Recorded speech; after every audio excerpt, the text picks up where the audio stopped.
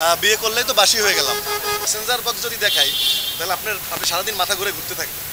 আপনারা তো দেখলেন এটা কারো কারো রাশি থাকে, কারো কারো অ্যাট্রাকশন থাকে, অনেক সুপারস্টারদেরও থাকে না, অনেক আর্টিস্টদের থাকে না, আবার অনেক আর্টিস্টদেরও থাকে।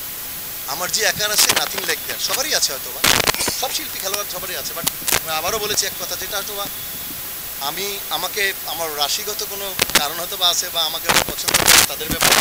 কারণ এই প্রমাণটা আজকেও আপনারা এসে দেখেছেন যে সবাই দৌড়ি ছবিতে, এবং আপনি যদি ভুল না করে আপনারা দেখেছেন যেখানে যত মেয়েরা এখানে এসছে সবাই কিন্তু আমার সাথে ছবি তুলেছে। They trust me, they likes me, that's it. একটা শিল্পীকে পছন্দ করতেই পারে শিল্পী হিসাবে। আপনার ব্যক্তিত্ব, আপনার চলাফেরা সব কিছু মিলিয়ে একটা মানুষ আপনাকে পছন্দ করতেই পারে। এটা দোষের কিছু না। আমি যেমন একটু আপনাকে বললাম না, আমি সালমান খানকে পছন্দ করি, মেয়েদের চেয়েও আমি সালমান খানকে পছন্দ করি। যে কোনো মেয়ে শিল্পীর চেয়েও কারণ আসে না, কোনো মেয়ে আর্টিস্টকে পছন্দ করে, কারণ নায়িকাকে বলেন না, তার চেয়ে সালমান খানকে পছন্দ করতে স্টাইল। এটা আমার মনের ভাইবস, মনের একটা ফিলিংস, মনের একটা কী বলবো এটা চাওয়া।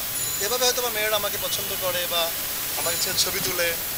আমি দেখলাম এটা অনলাইনে আমার ছবি দিয়ে পিলো কভারের ডেলিভারি দিচ্ছে। তো আপনি ভালোবাসে করেন আর ভালোবেসে না করেন, আপনি কিন্তু আমাকেই অ্যাটেনশন দিচ্ছেন, আমার কাছেই কিন্তু ঢিল মারছেন।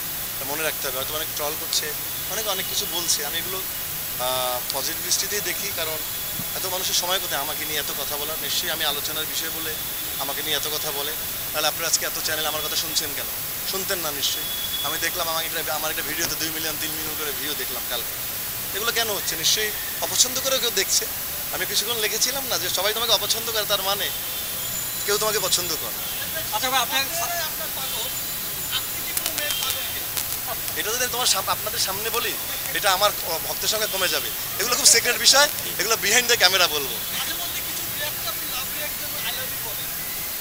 খুশি করি মানুষকে। ও এত আগ্রহ দেখে আমাকে আই লাভ ইউ বললেই যে ওর সাথে আমার ব্যক্তিগত সম্পর্ক হয়ে গেছে, নাথিং লাইক দ্যাট। ও একজন শিল্পীকে আই লাভ ইউ লিখছে, ওর কত কলিজা। ওই মেয়েটাকে আপনার থ্যাঙ্কস দিতে হবে, এত সামাজিক যোগাযোগের মধ্যে ওপেন, তার রিয়েল আইডি থেকে আমাকে আই লাভ ইউ লিখছে।